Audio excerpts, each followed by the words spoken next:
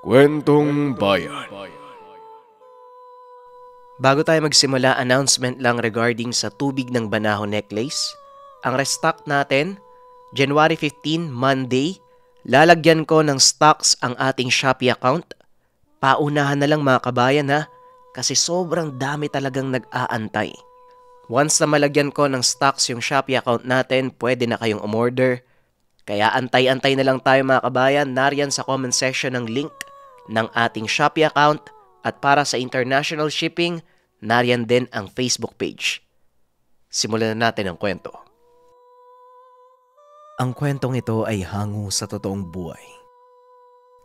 Mula ito sa isa nating kabayan na itago na lang natin sa pangalang Goyo. Taong 1977, Southern Visayas. Goyo, halika nga dito. Tulungan mo muna ako. Nagkamali yata ako ng buhat. Hindi ko maigalaw ang balakang ko. Ay, ang sakit-sakit. Wika ng tendera ng isda nang makita ni Goyo. Nagpatulong ang Ales sa binata dahil naipitan ito ng ugat sa pagbubuhat ng mga paninda. Aling Berta, bakit ho ba kayo yung naglalako niyan? Asan po ba si Mang Baldo? Ang laki ng katawan ng asawa niyo. Hinahayaan niyong maging batugan. Wika ni Goyo habang naglalakad papalapit sa Ale. Matagal ng tendera si Aling Berta.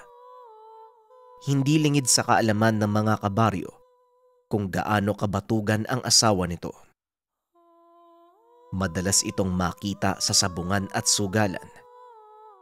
Habang si Aling Berta naman, halos makuba na sa pagkayod.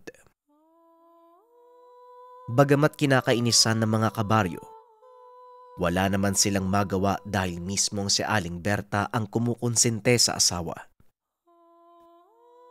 Hayaan mo na lang, iho. Magbabago din yan. O siya, sige na't ayos na ako dito. Magpapahinga lang ako, ano. Pagkatapos ay maglalako na ako uli. Wika ni Aling Berta. Goyo, mabuti naman at nakita kita.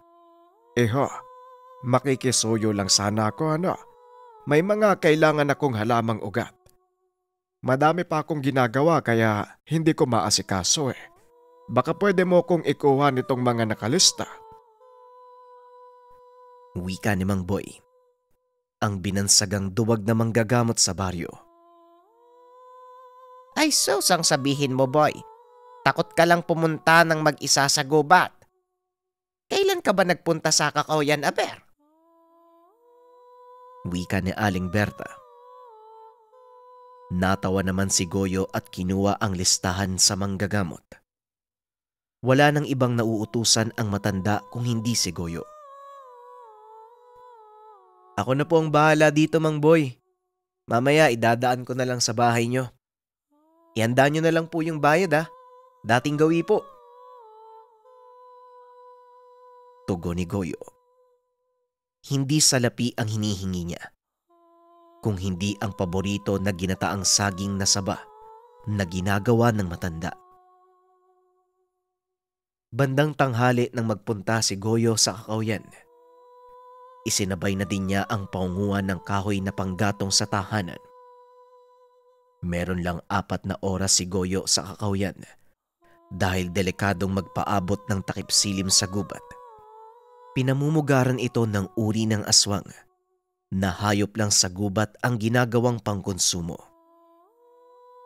Iniiwasan ng mga residente na makatagpo ang nilalang sa Kakaoyan dahil sa pangamba na sa oras na makatikim ito ng sariwang karne ng tao, mag-uumpisa na itong maganap ng mabibiktima.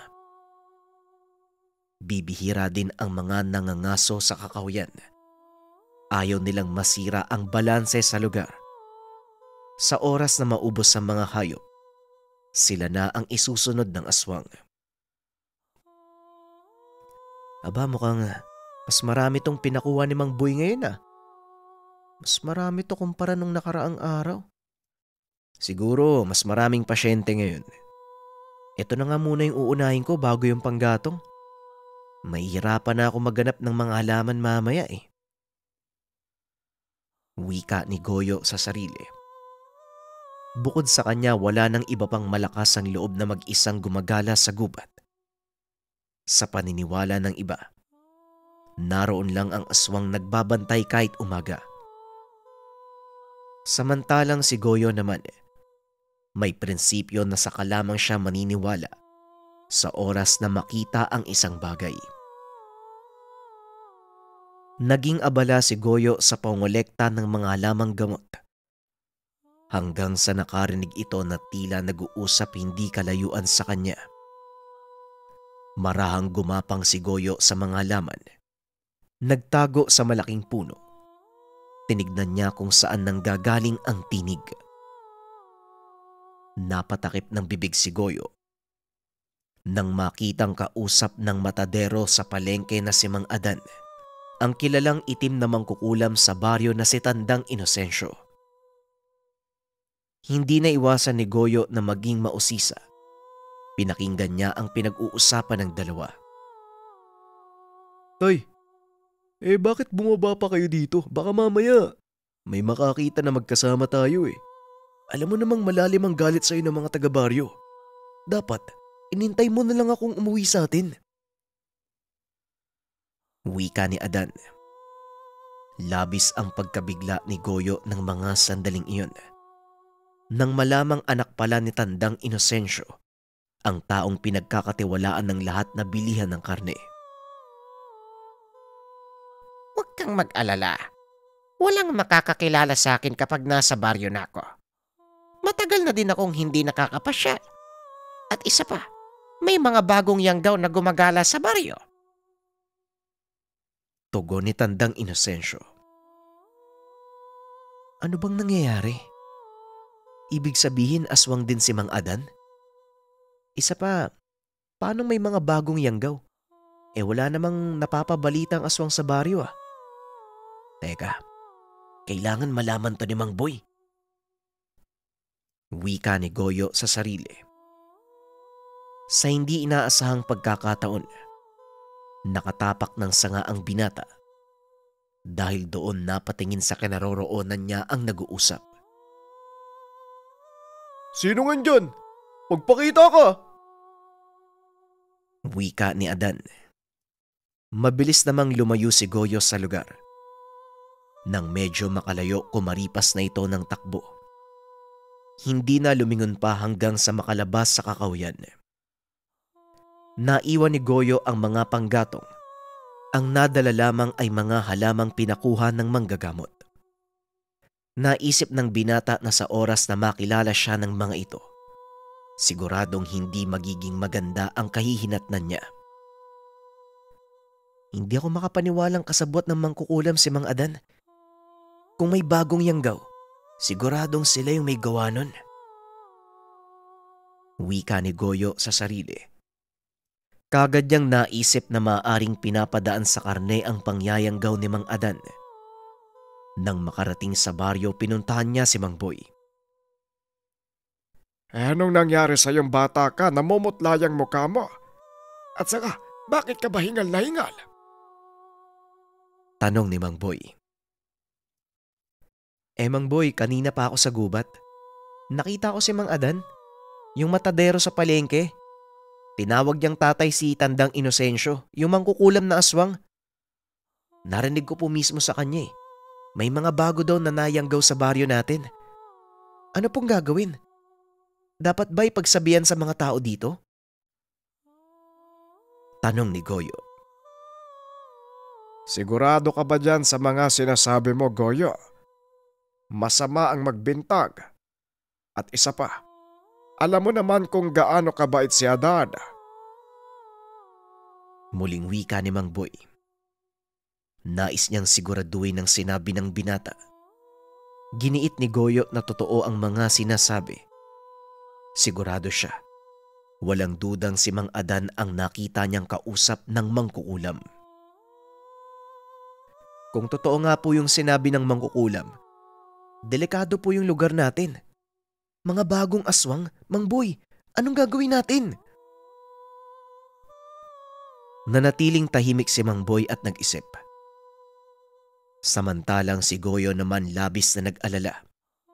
Umuwi na muna ito ng tahanan. Nakita niyang nagluluto ang ina ng ginataang saba na paborito ni Goyo. Sa bakuran pa lamang naaamoy niya na ito. "O Goyo, nandiyan ka na pala anak. Alam mo bang nagluto ko ng paborito mong merienda? Ang mabuti pa, maghugas ka muna ng kamay mo. Sabayan mo kami ng tatay mo sa pagkain." "Celso, halika na. Sabay na tayo ng anak mong magmerienda." Wika ni Nanay Teresa. Nag-iisang anak ng mag-asawang Celso at Teresa si Goyo. Hanggat makakaya binibigay nila ang gusto ng anak. Sumunod si Goyo. Naisip niyang sabihin ang mga nalalaman habang nagmemeryenda. Goyo, nakausap ko si Aling Berta kanina nung bumili ko ng isda. Baka pwedeng bawasan mong pagpunta sa Kakoyan para sa matandang si Mang Boy. Ang alam ko, nasa pinakamasukal na parte ng gubat yung mga pinapahanap niyang halaman. May dahilan kung bakit pati siya naduduwag doon sa lugar. Sa may bukana pa lang, madami namang nakukuhang panggatong. Huwag ka na masyadong lumalim pa. Naiintindihan mo ba? Wika ni Tatay Celso. Opo, Tay. Saka kanina po habang nangunguha ako ng mga lamang gamot, nakita ko si Mang Adan. Kausap yung kilalang mangkukulam na aswang sa baryo natin. Si Tandang Inocencio. Hindi ko po sinasadyang marinig yung usapan nila. Anak pala ng mangkukulam si Mang Adan, Tay. Narinig ko din po may bagong yanggaw sa baryo. Malamang po pinapadaan niya sa mga tindang karne. Wika ni Goyo. Nang matapos magsalita, kagad niyang kinain ng merienda. Bagamat nag-aalala sa mga nalaman, hindi naman niya maiwasang matakam sa amoy ng ginataan. Totoo ba yung sinasabi mo, anak? Delikado pala, Celso.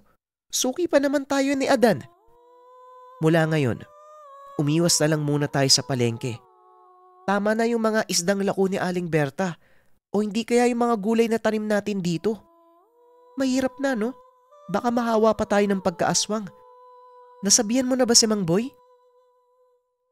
Wika ni Nanay Teresa. Opo, Nay, kaso hindi po sumasagot eh. Kaya umuwi na lang po ako.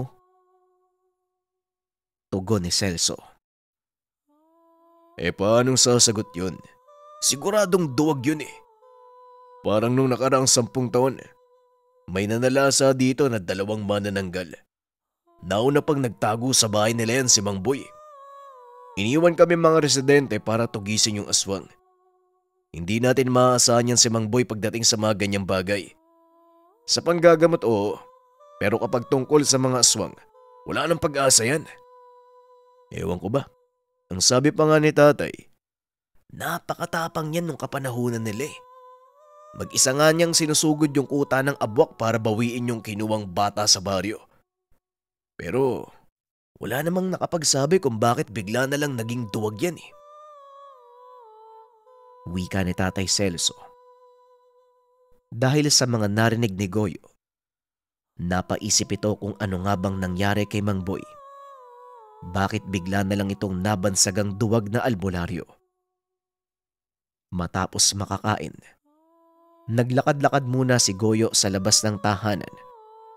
Bumigat ang tiyan nito dahil sa dami ng nakain.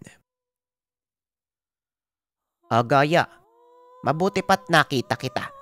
Ikaw na lang ang mag-abot nitong kulang ko sa tatay mo. Hindi na ako sasaglit sa inyo. Madami pa akong kailangang gawin sa bahay eh. Mabuti na lang nasa lubong talaga kita. Nakita ko nga pala si Mang Boy kanina. Kulang ba yung kinuha mong mga halamang gamot?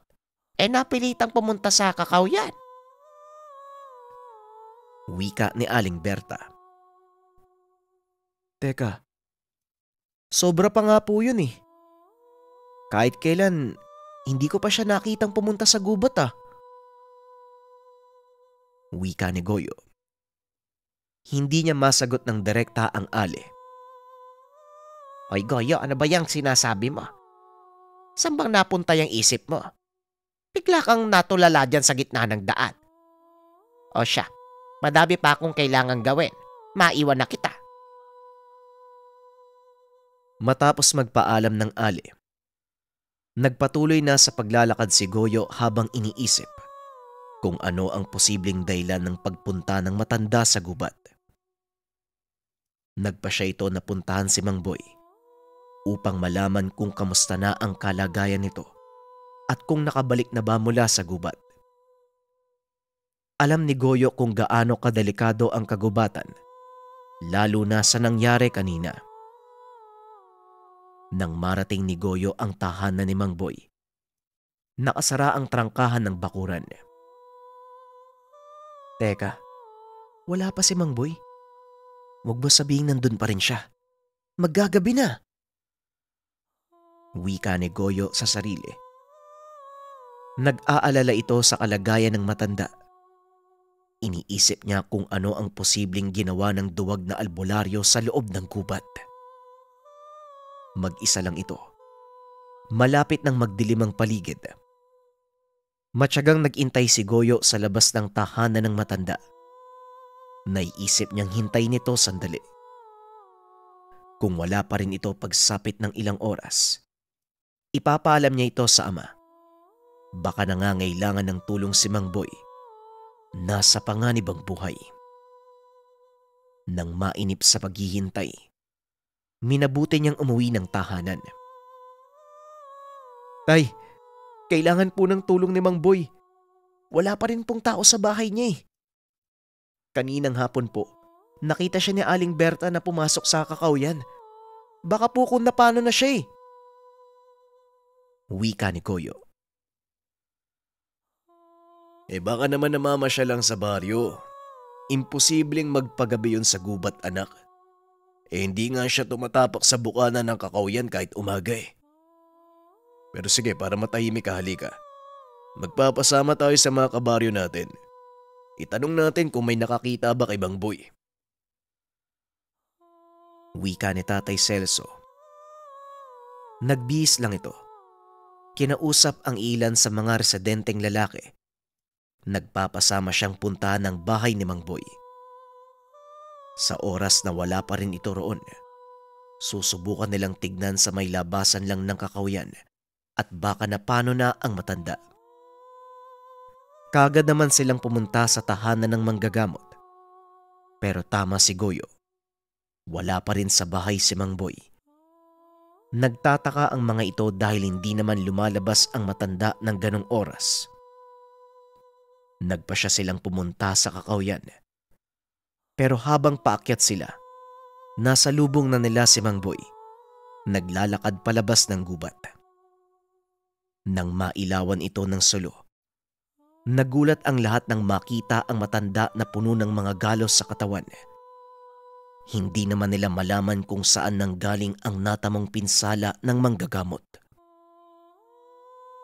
Mang Boy, ano pong nangyari sa inyo? Sinong may gawa niyan? Wika ni Tatay Celso sa matanda. Ay, wala to. Huwag kayong mag-alala. Sumabit lang ako sa matinik na baging. Kaya inabot na ako ng gabi. Ang mabuti pa, halik kayo.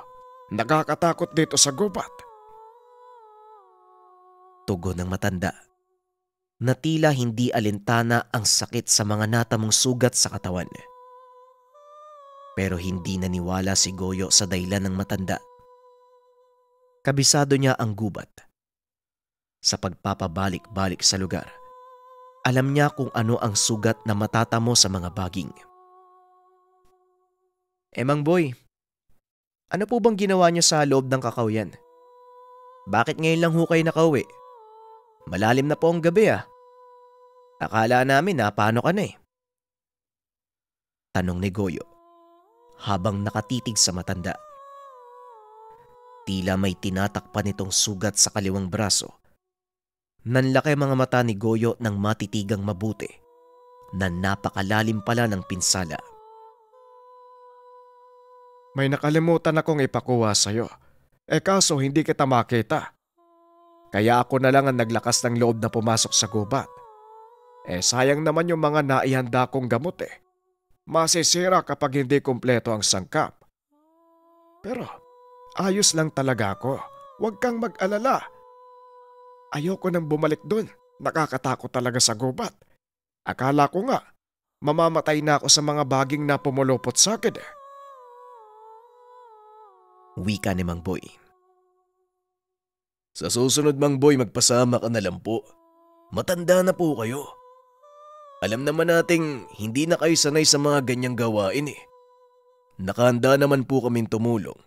Lalo na't yung mga gamot na ginagawa nyo, nakakatulong po sa baryo natin.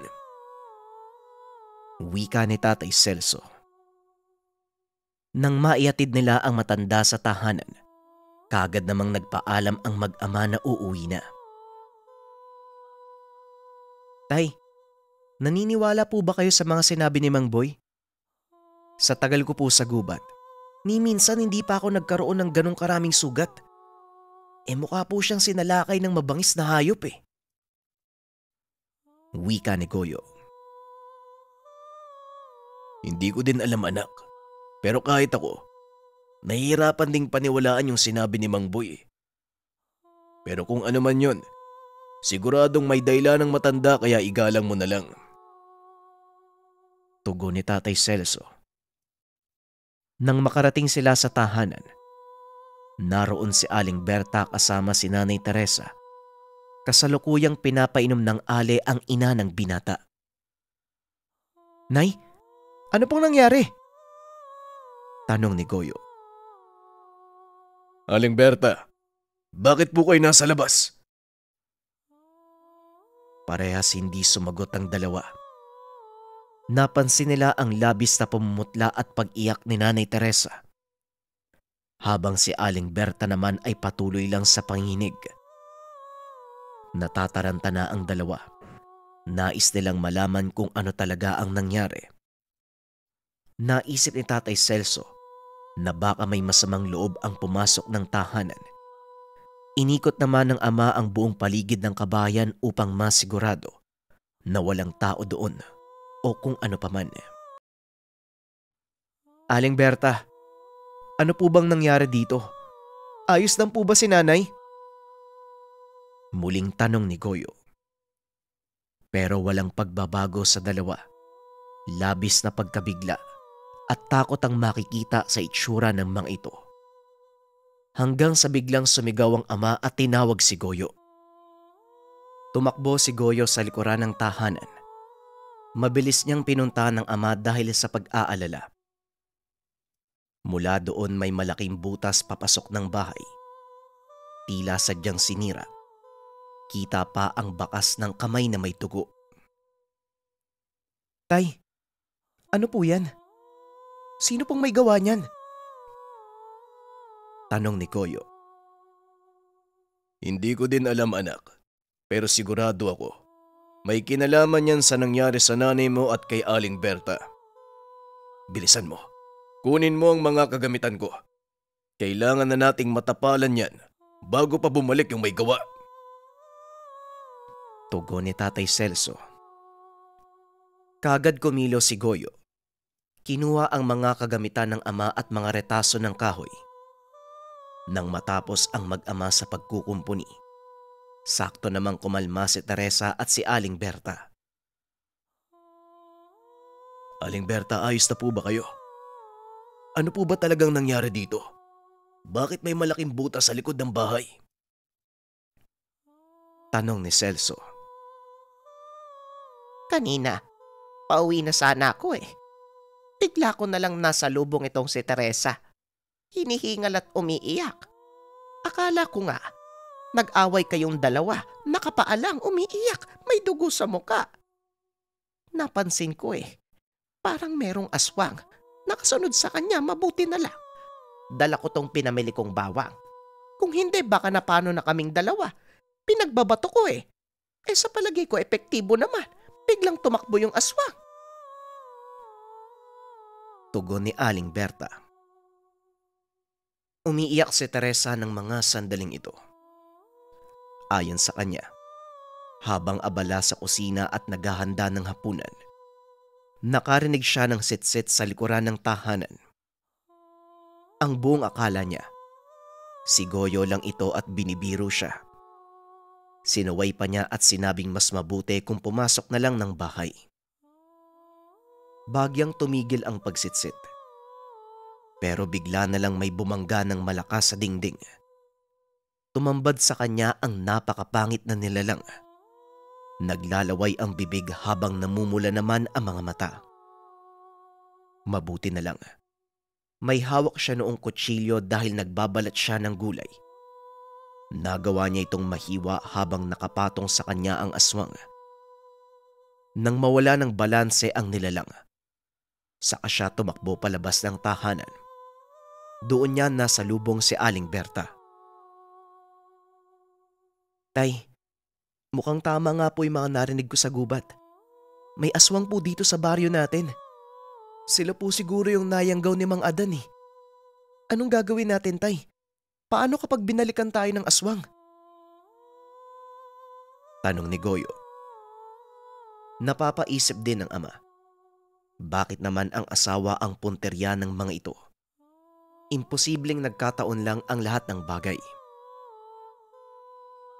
Susubukan kong kausapin si Mang Boy bukas. Magtatanong ako kung anong magandang pangontra sa mga aswang na yan. Ang mabuti pa pumasok na kayo, Goyo. Samahan mo ang nanay mo. Ihahatid ko lang si Aling Berta. Halina po kayo, Aling Berta. Ihahatid ko po kayo sa bahay niyo. Wika ni Tatay Celso. Kagad namang pumasok si Goyo at si Nanay Teresa sa tahanan. Sinarado ang lahat ng bintana at pintuan. Makalipas ang ilang minuto, nakabalik na si Tatay Celso. May dala itong pangontra sa mga aswang kung sakaling may makasalubong. Pagsapit ng umaga, bago pumunta kay Mang Boy, nagpatingin muna sila sa bayan. May kutob siya kung bakit sinugod ng nilalang ang asawa. Hindi nga nagkamali si Celso. Buntis si Teresa. Sigurado siyang ito ang dahilan kung bakit sa dami ng mga taga-baryo, si Nanay Teresa ang pinunterya. Hindi nga ako nagkamali sa inala ko. Teresa, simula ngayon, kailangan nating magdoble ingat. Malaki ang posibilidad na bumalik yung aswang. Ang mabuti pa, dumaan na tayo kay Mang Boy nang makahingiman lang ng pangontra. Mahirap na. Ilang taon din bago nasundan si Goyo. Wika ni Tatay Celso. Tay, sana nga po, babae po yung maging kapatid ko. At mas mabuti po yan, may makakasama si nanay sa tahanan kapag wala tayo. Wika ni Goyo. Magkakasamang pumunta ang pamilya sa tahanan ni Mang Boy. Nang makarating sila sa lugar, nakita nila na may mga pasyenteng nakapila. Ramdam nila na iisa ang dahilan ng mga tao sa pagpunta. Tay, parang lahat ng nandito mga buntis po ah. Ang ibig sabihin po ba nito, inaswang din sila kagabi? Kung ganun, hindi lang po iisa yung aswang sa baryo natin. Wika ni Goyo. Hindi naman siya nagkamali. Totoong mga buntis lang ang naroon at nagpapatingin sa albularyo. Mang Boy, hindi ko na siguro kailangan pang ipaliwanag kung bakit kami nandito. Sa dami ng mga pasyente mo, alam mo na ang problema. Wika ni Tatay Celso. Sumang-ayon naman si Mang Boy. Pareho ang insidenteng nangyari sa mga buntis sa baryo. Mukhang hindi lang iisa ang aswang. Malakas ang kutob ko. Nasa kagubatan ng kuta at hindi sila mga taga rito. Batay sa mga narinig ko sa mga buntis, siguradong matagal na aswang na yung sumalakay kagabi. Kung nagkataong mga bagong yanggaw ang mga yon, siguradong hindi lang mga buntis ang aatakihin nila. Celso, ang mabuti pa, wag na wag mong iiwanan ng asawa mo sa mga susunod na araw. Mas mabuti nang kasama ka ni Teresa sa tahanan kahit hanggang humupa lang ang pananalasa ng mga dayong aswang. Wika ni Mang Boy. Bukod dito ay nagbigay ang matanda ng mga pangontra sa aswang, pati na rin ang sandatang magagamit ni Celso kung sakaling balikan sila ng aswang. Ang mabuti pa, Goyo, mauna ka sa tahanan. Pero bumili ka ng asin at bawang. Manguha ka rin ng mga bagakay. Mamaya, papatulisin natin yan pag-uwi ko. Wika ni Tatay Celso. Kagad namang sumunod si Goyo. Pumunta ito sa palengke para bilhin ang bili ng ama. Habang pauwi, may nakasalubong siyang lalaki na tila bago lang sa baryo. Boy, pwede bang magtanong? Saan ba pwedeng makita yung kapitan nyo? May kailangan ako sa kanya. Kanina pa ako nagpapaikot-ikot dito. Wala namang kumakausap sa akin. Wika ng lalaki. Umiiwas ang mga tao sa mga dayo dahil sa nangyayaring sakuna. Hirap magtiwala ang mga residente sa bagong muka. Pero likas kay Goyo ang pagiging matulungin at magalang sa kanyang kapwa. Sino po ba kayo? Saka ano pong kailangan nyo sa kapitan?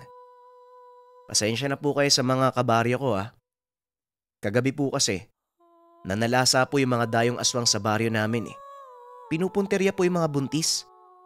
Kaya hindi mo masisisi ang mga tao kung bakit hindi ka nila kinakausap. Baka mamaya, isa ka sa mga aswang Pero hindi ako natatakot sa'yo. Wika ni Goyo.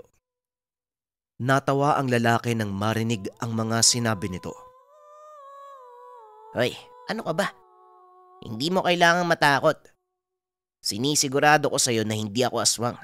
Kakampi ako At saka mabuti naman ikaw na mismo yung nagkumpirma ng presensya ng mga aswang sa lugar nyo. Ako nga pala si Nathaniel. Palaboy sa umaga, manunugis ng aswang sa gabi. Naparito ko para tugisin ang grupo ng aswang na nananalasa sa isang baryo. Bago dito sa lugar nyo Malaki ang pinsalang iniwan nila doon. Kaya binayaran ako ng mga taga-baryo para masupil yung mga yan Para hindi na makapambiktima ng mga tao. Ngayon yung tungkol sa tanong ko. Pwede mo ba akong samahan sa bahay ng kapitan nyo? Mabilis ang oras. Gusto ko sana siyang makausap bago pa man lumubog yung araw. Wika ni Nathaniel. Sandaling natigilan si Goyo at nakatitig lang sa lalaki.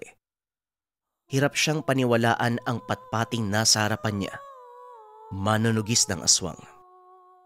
Tila isang suntok lang dito ay kaagad na siyang babagsak.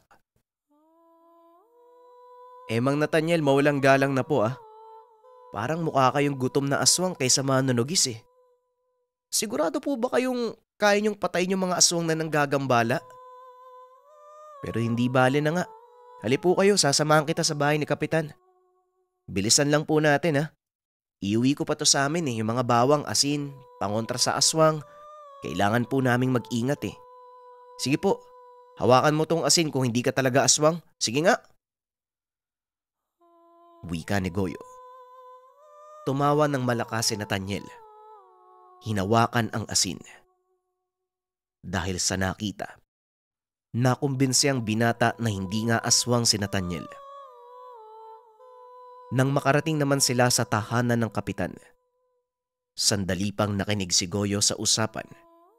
Nagpaalam lang si Nathaniel sa kapitan ng baryo sa gagawin niyang pagtugi sa mga aswang. Hindi na inantay pa ni Goyo ang buong detalye. Kailangan pa niyang manguha ng mga bagakay. Mag-aalas 3 nang makauwi si Goyo. Naroon na rin sa tahanan ang ama. Saan ka ba nang galing, anak? Nauna pa akong dumating sa'yo Nakakuha na nga ako ng mga bagakay Ikaw talaga, sinamahan mo na naman yata ng gala yung utos ko sa'yo Wika ni Tatay Celso. Hindi po tay, may nakasalubong po akong lalaki. Nagpasama po kila Kapitan. Tay, hindi po kayo maniniwala sa mga nalaman ko. Etong si Mang Nathaniel, Yung dayo na sinamahan ko kay Kapitan, manunugis po ng aswang.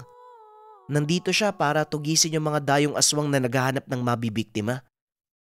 Nagpunta lang po siya kay Kapitan para magpaalam sa gagawin niya eh. Sa wakas tay, may lalaban na sa mga salot na aswang. Hindi rin magtatagal. Matatahimik na uli yung baryo natin. Wika ni Goyo. Kahit meron pa ring pag-aalinlangan, mas pinili ng binata na magtiwala sa manunugis na si Mang Nathaniel. Para sa kanya, mas mabuti na merong inaasahan. Pagsapit ng gabi na kapaghanda na sila Goyo, dinoble nila ang harang sa dingding sa likod ng bahay para hindi na ito magawa pang sirain ng aswang. Nagpalitan silang mag-ama sa pagbabantay kay Nanay Teresa. Habang nag-uusap, nakakarinig ito na naglalakad na tao sa kalsada. Sinilip ito ni Goyo. Nakilala niya kung sino ito. Naroon si Mang Nathaniel. Nag-uumpisang mag-ikot sa baryo. Lalampas na sana ito sa kanilang tahanan nang bigla itong tumigil sa harapan. Inilabas ang dalampatalim na tila kumikislap kapag tinatamaan ng sinag ng buwan. Matapos nun, isang malakas sa pag-angil ang narinig nila Goyo. Kasabay ng nilalang na lumundag mula sa bubungan papalapit sa manunugis. Mabilis namang kumilos si Mang Nathaniel. Nakipaglaban sa nilalang. Kitang-kita ito ni Goyo. Mas matangkad ito sa manunugis. Sa tingin pa ng binata, dehado si Mang Nathaniel. Lamang sa haba ng kamay ang aswang, idagdag pa dyan na napakalapad ng katawan. Pero pinamalas ni Mang Nathaniel ang bagsik ng manunugis. Tila nananaginip lang si Goyo habang pinagmamasdan ang liksi ni Mang Nathaniel. Tila sumasayaw lang ito habang sinasabayan ang pag-atake ng aswang. Namangha si Goyo nang masugatan ng manunugis ang nilalang. Narinig pa ni Goyo na tila hinahamon pa ni Mang Nathaniel ang aswang na mas galingan pa. O ano?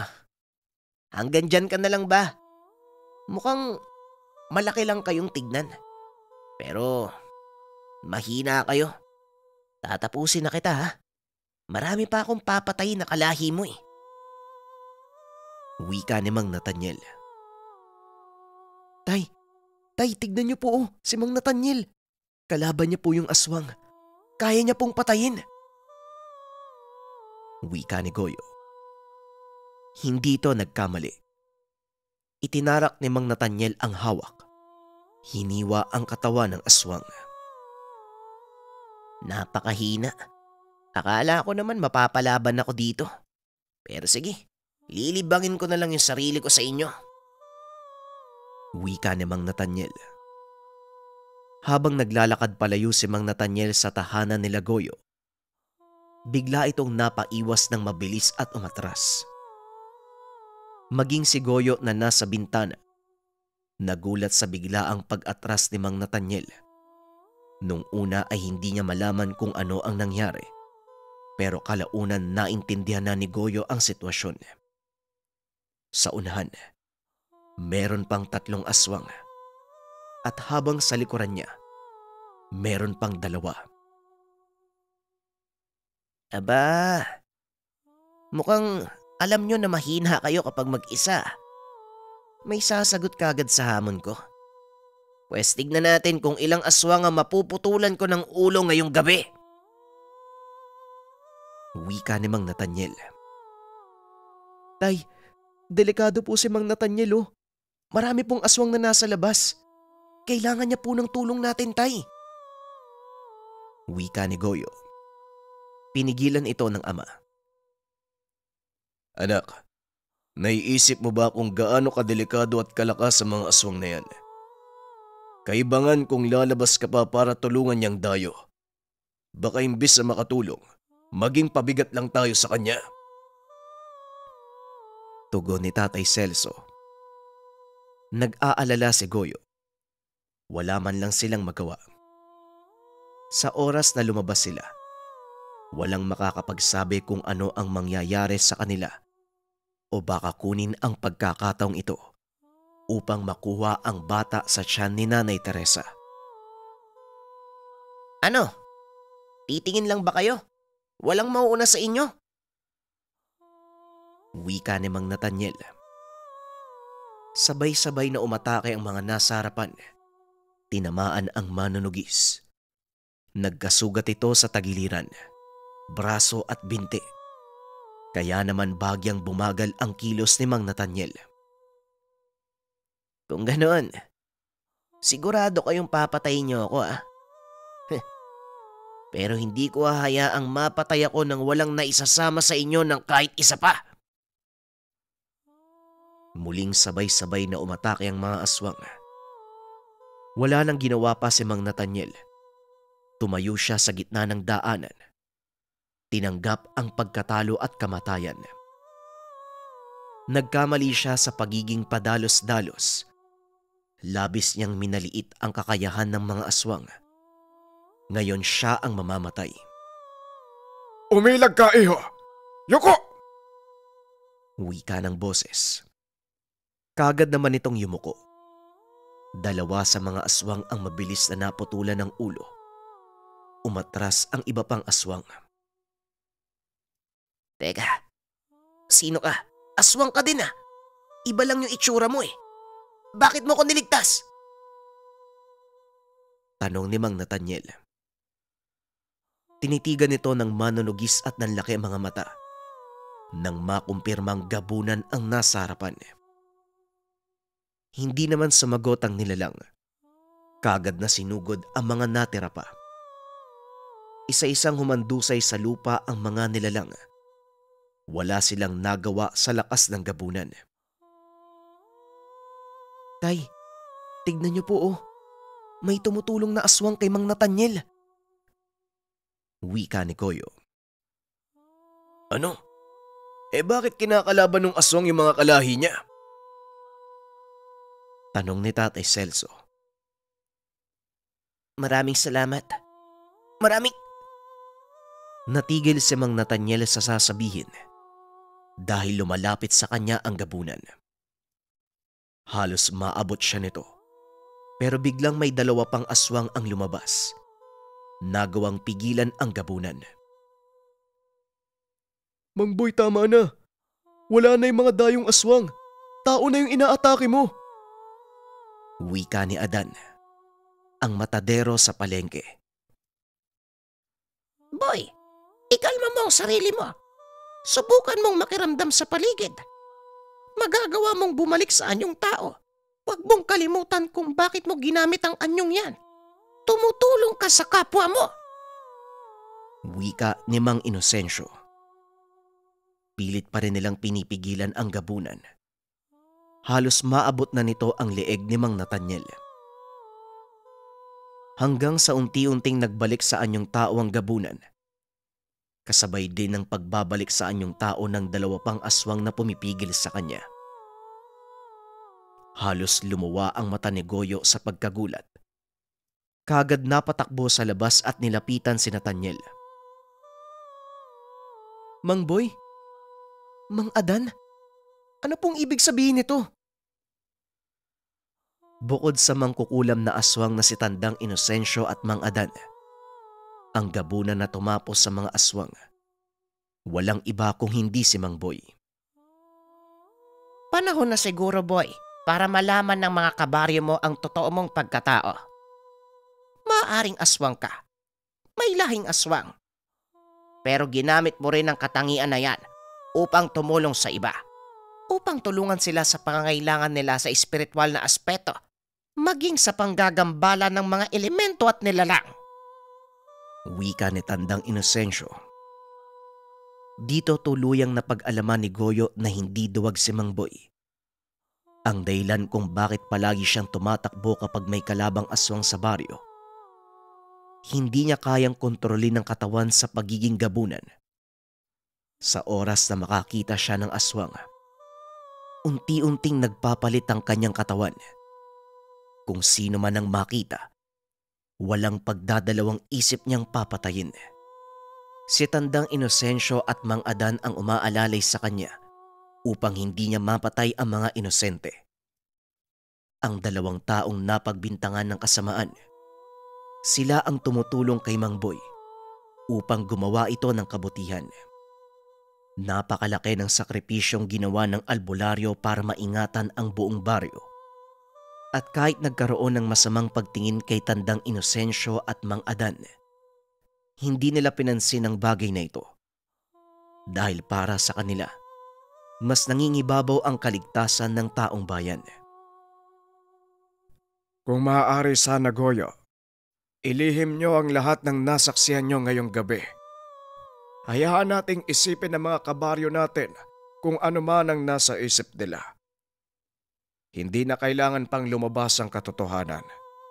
Kapag nalaman nila na meron akong lahing aswag, pwede nila akong itaboy sa baryo at hindi na sila magpagamot sa akin. Yon ang kinakatakot ko. Dahil kapag nawala ako sa baryo nyo, siguradong wala nang pipigil sa mga aswag. Aalis kami ni Tandang Inosensyo at Ginoong Adan sa lugar nyo. Naunawaan naman ni Goyo at maging ng manunugis na si Mang Nathaniel ang lahat. Nanatili itong lihim sa lahat ng tao sa baryo. Hanggang sa pagtanda ni Goyo, patuloy pa rin niyang iniingatan ang sekreto ng tatlong matanda. Sa tuwing merong nanggagambala sa kanilang baryo, hindi na natatakot pa si Goyo dahil alam niya sa kanyang sarili na merong tatlong aswang na tutulong sa kanila.